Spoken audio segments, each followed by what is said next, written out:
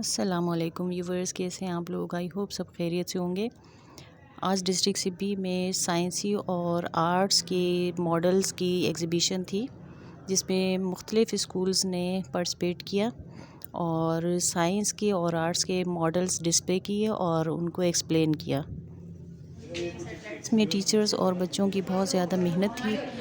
तो चलिए आइए आपको मॉडल्स भी दिखाते हैं और एक्सप्लेनेशन भी बताते हैं। लेकिन इससे पहले एक रिक्वेस्ट आपसे कि मेरी वीडियो को लाइक कर दें और अगर मेरे चैनल पे नए हैं तो मेरे चैनल को सब्सक्राइब कर दें। स्पेस में जो भेजते हैं ये इन्फॉर्मेशन जो एक कंट्री से दूसरे कंट्री में रिसीव करते हैं और फिर इन सैटेलाइट्स के आगे कैमरा लगा होता है जिससे कि अर्थ की सारी वो जो मालूमात होती है इकट्ठा करके सारे सेंड करते हैं। इन सैटेलाइट्स के 2 पार्ट्स होते हैं, एक एंटीना, दूसरा एनर्जी का सोर्स। एंटीना जो होता है सिग्नल्स को पकड़ता है और एनर्जी का सोर्स जो होता है वो सोलर, जिसमें सोलर पैनल लगे होते हैं। सोलर पैनल सूरज की रोशनी से जो तवानाई हासिल करते हैं इससे पावर मिलती है, फिर ये सैटेलाइट्स वर्क करते हैं। और अभी जो सैटेलाइट्स हैं इसमें 6600 स्पेस के ऊपर हैं, जिसमें से 60,000 जो एक्सपायर हो चुके हैं और इसमें जो 600 हैं वो अभी काम कर रहे हैं। इसी से सोर्सेज हमारी जो इन्फॉर्मेशन है साइंसदान स्पेस से जो मालूमात हासिल करते हैं। क्या क्या इसमें जो हम लोग मौसम के बारे में जो भी इंफॉर्मेशन लेते हैं, मौसम के हाल के बारे में, और फिर जो भी सोलर सिस्टम के बारे में स्पेस में जो जाते हैं सारे जो उनको टास्क दिए होते हैं वो मुकम्मल करते हैं। अल्लाह ताला के नेमतों के जरिए हम आपको कुछ वर्क करके दिखा सकें। सबसे पहले हाइड्रो पावर एनर्जी। हाइड्रो मतलब पानी और पावर मतलब ताकत, यानी पानी की ताकत की एनर्जी। और इसका इस्तेमाल उन्हीं इलाकों में किया जाता है जिन इलाकों के टाइम हमारे ये पानी की काफ़ी ज़्यादा मिकदार में मौजूद हो। मैं आपको बताऊँ कि हाइड्रो पावर एनर्जी बनती किस तरीके से।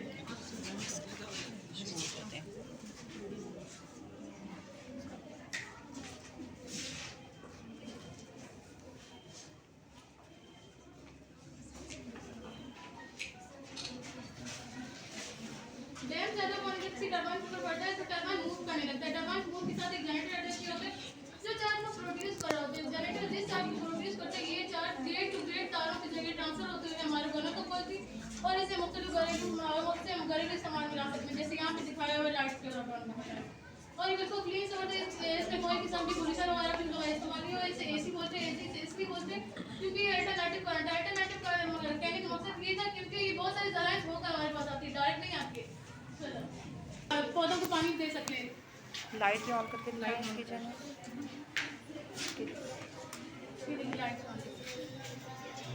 ये भी बिल्कुल क्लीन सोर्स है, इसमें कोई किस्म का पोल्यूशन और फ्यूल ऑयल इस्तेमाल बिल्कुल भी नहीं हुआ है। इसके बाद हम सोलर एनर्जी। सोलर एनर्जी को शमसी तवानाई से कहते हैं। शमसी तवानाई से इसलिए बोलते हैं क्योंकि सूरज की तवानाई से हासिल होती है। जब सूरज की ज्वाइंट से पैनल पड़ते हैं तो पैनल चार्ज अपने अंदर स्टोर कर रहे होते हैं। अभी सर हमारे पास यहाँ पे सूरज की रोशनी हमारे साथ नहीं थी तो इस वजह से वर्क नहीं कर पाए। इसे डीसी बोलते हैं। डीसी से इसलिए बोलते हैं क्योंकि डायरेक्ट करंट है, मुख्तलिफ जराइस होता है हमारे पास नहीं आती है। ये डायरेक्टली हमारे घर में सूरज की छाँव के जरिए हमें मैसर होती है। और इसमें रोड लाइट, घरेलू लाइट्स, ट्यूब लाइट्स वगैरह तो इसकी मिसालें। तो पाकिस्तान में सबसे ज़्यादा लगा दो ये सर इन्होंने ये वाला मॉडल तैयार किया और वो बाकी उन्होंने मिलकर सर वो बनाया। मेरे पास 3 सर क्लस्टर में जो है ना 3 फीडिंग इंस्टीट्यूट है और तीनों ने काम किया है। मैं क्लास में पढ़ता हूँ। हमारे स्कूल का नाम गवर्नमेंट गर्ल्स हाई स्कूल और आज मैं बताना चाह रहा हूँ हमारे मॉडल का नाम है सिब्बी रेलवे स्टेशन।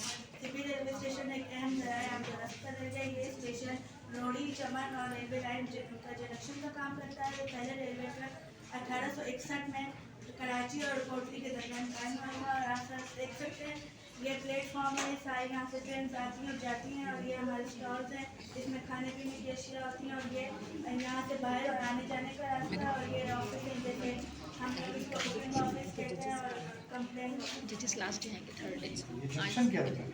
ये स्टेशन है। तो सारे हैं जंक्शन इख्तियारात भी है, फिर वो जंक्शन क्यों नहीं? चमन और रोड़ी दोनों मिलाने वाला चमन यहाँ कहाँ पे है? कंडेंसर को राइडर कंडेंसर भी कहते हैं। यहाँ पर जो वेपराइज होते हैं, जो वेपर बनता है ना वो यहाँ पर ठंडा होने से भेज जाता है। ये जो ठंडा होता है ना ये रिसीविंग क्लास में यहाँ पे जमा होता है।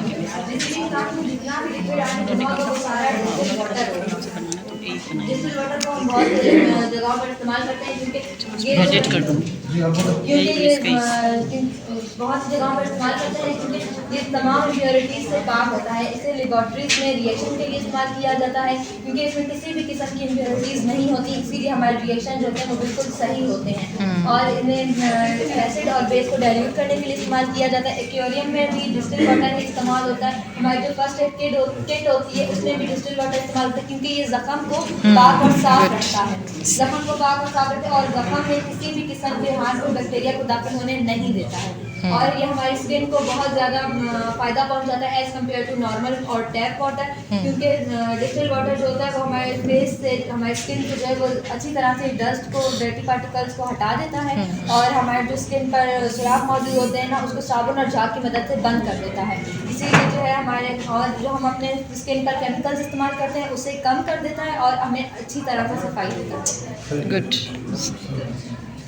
ये जो एसिड कि जिस तरह एसिड जो होता है ऑब्वियसली नेम इंडिकेट करे, एसिड का मतलब तेजाबी।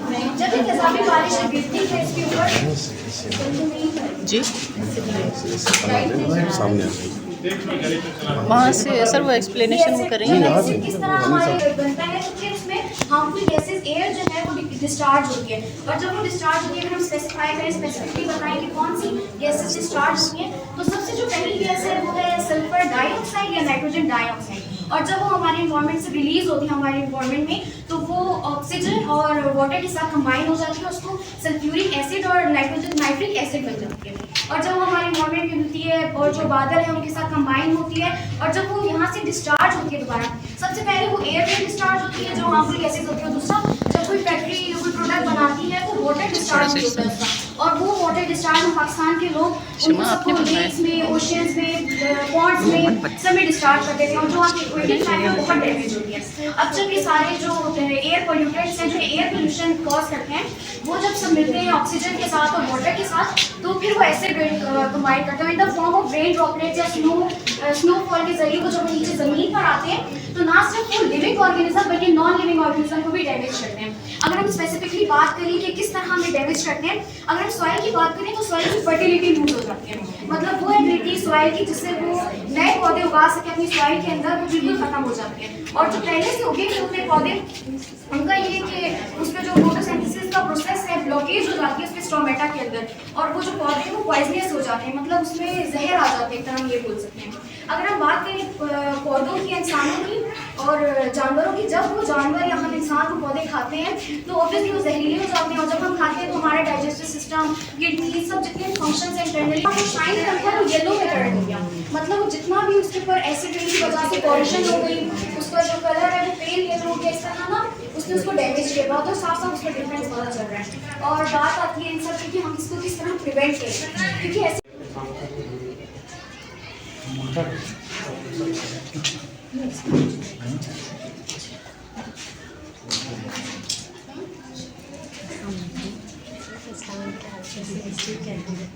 सिर्फ हल्का चलेगा जिसकी वजह से पानी आगे जाएगा, और अगर कुछ ज़रात है तो वो नीचे डूब जाएंगे, और जो हल्के हल्के ज़रात है वो पानी के साथ आगे चले जाएंगे।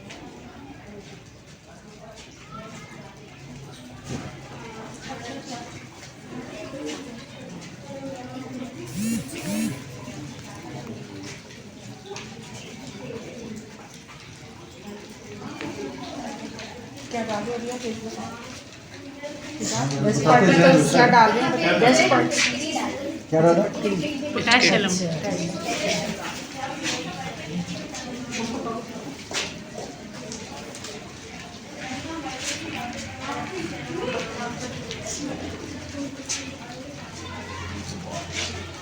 अगर यहाँ से आप ऐसा पानी डालते जिसका कलर भी बिल्कुल होता है, मिट्टी वाला ही कलर होता है, मिक्स करके डाल दें तो वहाँ तक साफ होकर जाएगा, कम लोडी है।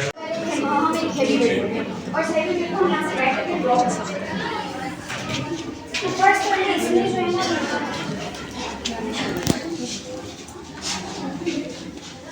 6 इंचेस तक इसने डिस्टेंस कवर किया। डिस्टेंस मतलब एसिलरेट हुआ, इसने अपनी एसिलरेशन टेक्निक नहीं कवर की। अब यही ऑब्जेक्ट है और इसी पे हम 15 न्यूटन की बजाय अगर लाइट वेट से फोर्स 10 न्यूटन अप्लाई करें तो कितना एसिलरेट होगा? ये बिल्कुल माइनर सा होगा, बिल्कुल माइनर सा, जो कि बिल्कुल 2.5 इंचेस था। उससे न्यूटन के सेकंड लॉ का फर्स्ट पॉइंट ये जाहिर हो गया कि जो एक्सेलरेशन है वो डायरेक्टली प्रोपोर्शनल है फोर्स के ऊपर। जितना फोर्स इंक्रीज होगा उतनी एक्सेलरेशन बढ़ेगी, उतना ही जो आपका ऑब्जेक्ट है वो मूव करेगा। उसके अलावा उसका सेकंड लॉ में सेकंड पॉइंट एक्सप्लेन करता है कि जो एक्सेलरेशन है वो इन्वर्सली प्रोपोर्शन है फोर्स इसके साथ, इन्वर्सली प्रोपोर्शन है मास के साथ। मतलब जितना मास इंक्रीज होगा उतनी एक्सेलरेशन उतनी कम होगी। ये हम रखते हैं एक ऑब्जेक्ट। अब इसको फर्स्ट बता देते हैं, इसको हम फर्स्ट करते हैं एक ऑब्जेक्ट। इसका जो मास है वो ज़्यादा है एज कम्पेयर जितना हम उसके ऊपर फोर्स अप्लाई करें, जो कि 10 न्यूटन। अगर हम इसको ड्रॉप करें बिल्कुल माइनस हो जाए ना, बिल्कुल थोड़ा सा 0.5 इंचेस कह सकते हैं इसने इतना कवर किया। मतलब इससे न्यूटन का सेकंड लॉ भी प्रूव हो गया कि जो एक्सेलरेशन है वो इन्वर्सली प्रोपोर्शनल है मास के साथ। अगर आप मास इंक्रीज करते हो तो एक्सेलरेशन डिक्रीज होगी, एक्सेलरेशन इंक्रीज करते हो तो उसका मास डिक्रीज आपको करना पड़ेगा, तभी जाके उसको घसीटने में खींचने में ज़्यादा टाइम और फोर्स ज़्यादा, आपकी एनर्जी ज़्यादा लगेगी एज़ कम्पेयर टू अगर आप बास्केट लेते हो उसमें 2-3 आइटम्स डाल के उसको वॉक करवाते हैं तो उसमें कम लगेगा। और इस न्यूटन के सेकंड लॉ को हम लॉ ऑफ फोर्स या लॉ ऑफ एक्सेलरेशन भी बोलते हैं। अब आते हैं न्यूटन के थर्ड लॉ पे। न्यूटन का थर्ड लॉ स्टेट करता है कि every action has a reaction but in equal and opposite direction. अगर हम इसको ड्रॉ स्टेट कर रहे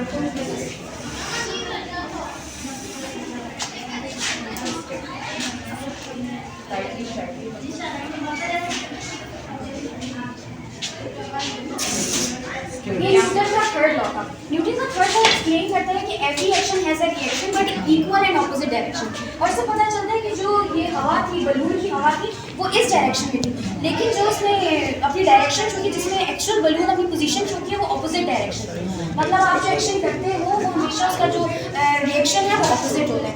इस न्यूटन के थर्ड लॉ को लॉ ऑफ रिएक्शन और एक्शन भी बोलते हैं। और अगर हम डेली लाइफ में एग्जांपल देखें तो सबसे कॉमन एग्जांपल जो इसकी है न्यूटन के थर्ड लॉ की, वो अगर आप अपनी डेली लाइफ में ऑब्जर्व करें तो वॉकिंग है।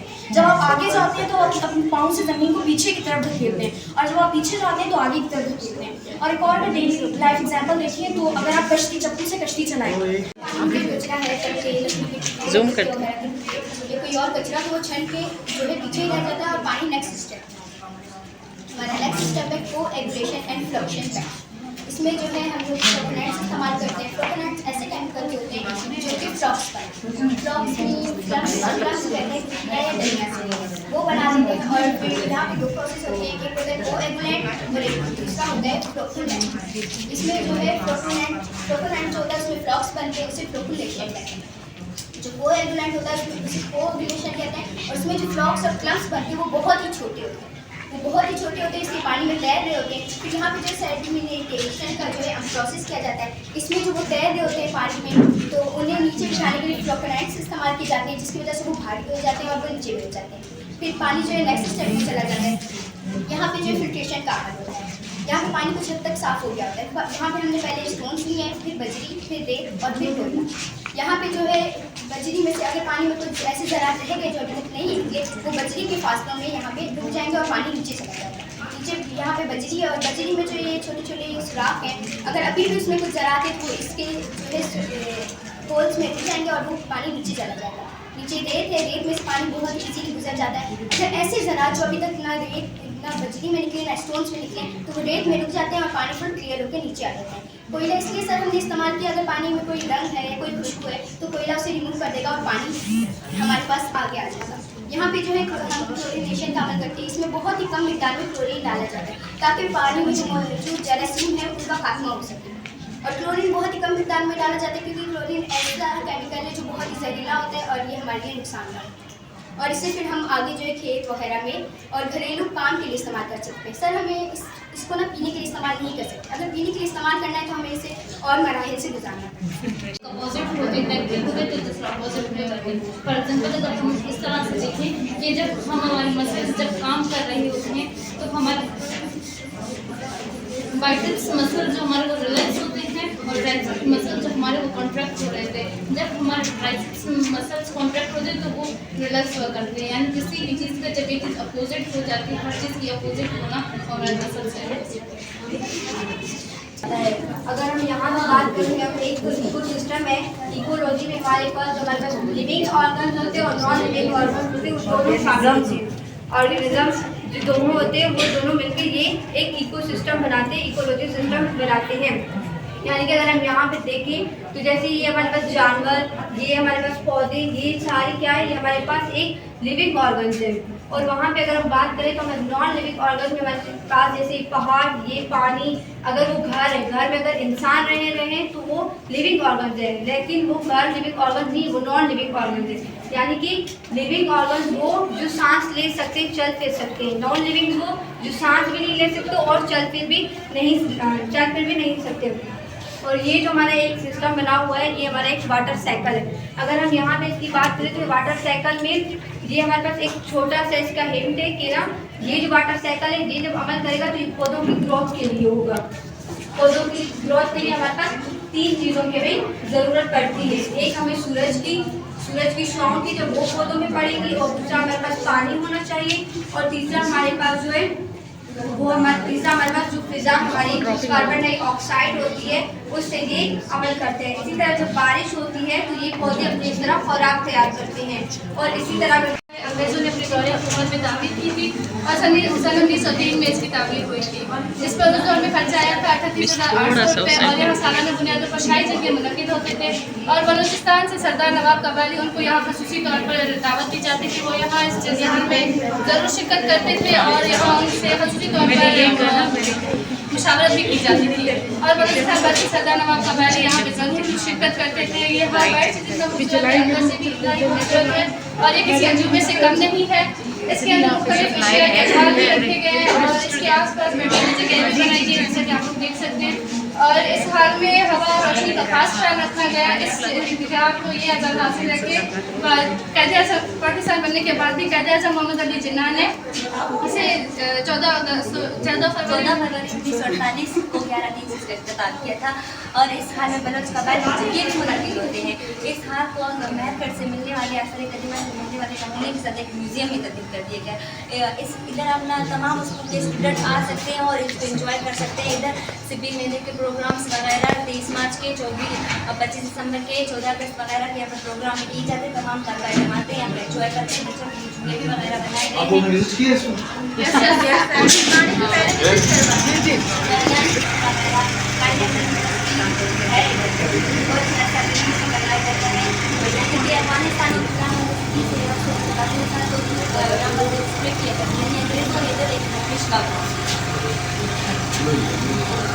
और इसमें इक्विपमेंट ऐसा कैमरा इस्तेमाल किया जाता है कि ना जो हम हर भी किसी भी साइड से देख सकते हैं, 3 फुट से देख सकते हैं। और इसमें जो है साइज़ को बड़ा करके दिखाया जाता है।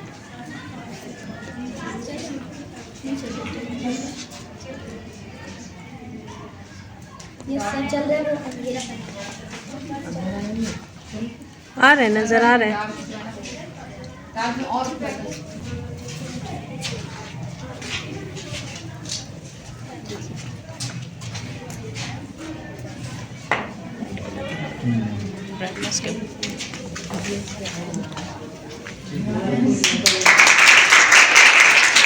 ग्रेड स्टेशन 3-4 चीज़ों का मिश्रण है। सबसे पहले पावर स्टेशन, फिर यहाँ पर बिजली बढ़ती है। उसके बाद सब स्टेशन, क्योंकि पावर स्टेशन में बिजली बहुत बड़ी मिकदार में बन रही होती है। हमें आगे पहुँचाने के लिए कभी तो बहुत कम चाहिए होती है थोड़ी सी, कभी बहुत ज़्यादा चाहिए, ज़्यादा चाहिए होती है। और जो डोमेस्टिक यूजेस होते हैं उसमें थोड़ी सी कम चाहिए। तो उसके बाद सब स्टेशन के बाद ये सारे वायर्स हैं ट्रांसमिशन के लिए, इलेक्ट्रिक ट्रांसमिशन के लिए कि ये वायर्स कहाँ तक हमारे लेके जाएंगे करंट को। उसके बाद होते हैं हमारे इलेक्ट्रिक डिस्ट्रीब्यूशन के करंट कहाँ जाएगा। सबसे पहले होते हैं पावर। मेरिशिया ने एक बरतानी खातून थी, उनके नाम पर रखा गया। एक्चुअली ये वाक़या कुछ इस तरह से है कि एक बरतानी इंजीनियर थे जो इस तामीरात के काम पर लगे हुए थे। तो उनमें से किसी एक की वाइफ का नाम मेरिशियन था। वो उनके साथ यहाँ पे काम पे आती थी। वो लोग क्या करते थे, जो पहाड़ होते हैं उनको ब्लास्ट करके उनमें से रास्ते निकालते थे।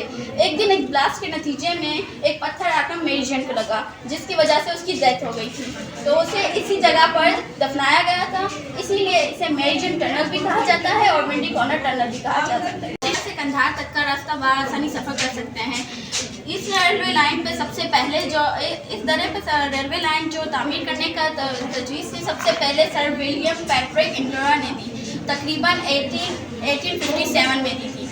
सर विलियम पैट्रिक इंडोरा उस दौर के रेलवे चेयरमैन थे। और इस दरे पे जो रेलवे लाइन बिछाई गई वो 1879 में दी गई थी।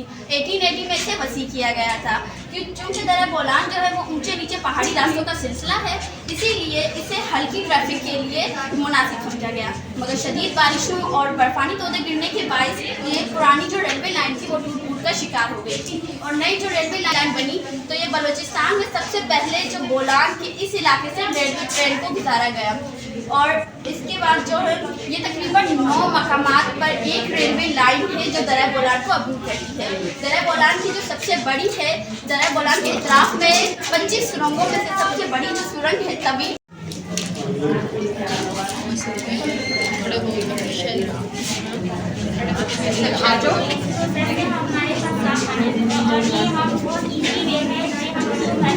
इसमें क्या है, स्मॉल स्टोन्स हैं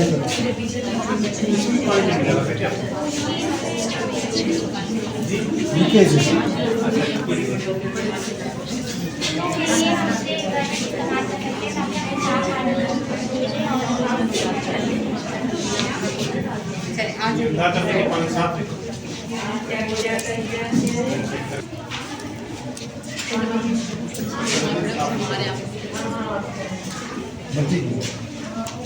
सर फर्स्ट टाइम जो ये कॉलेज का बिहार का स्कूल है, फर्स्ट टाइम ये लोग शामिल हुए हैं। थोड़ा सा लेकर बहुत अच्छा किया उन्होंने, फर्स्ट इम्प्रेशन।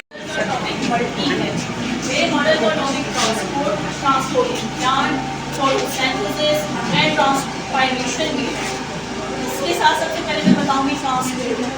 बहुत ज़्यादा तमाम जानवरों में खुराक और ऑक्सीजन की ज़रूरत होती है, इसी तरह उनके जिस्म से फालतू मादों को निकालने की भी ज़रूरत पेश आती है। इसी तरह उनके जिस्म में एक निज़ाम ट्रांसपोर्ट मौजूद होता है जो फालतू मादों को बाहर निकालता है। ये सादा जानदारों में सादा होता है, जबकि पौधों और जानवरों में ये निज़ाम बहुत पेचीदा होता है। ट्रांसपोर्ट वो किसी अजसाम में किसी मादे का एक जगह से दूसरी जगह जाना या जिस्म से बाहर खारिज हो जाना ट्रांसपोर्ट कहलाता है।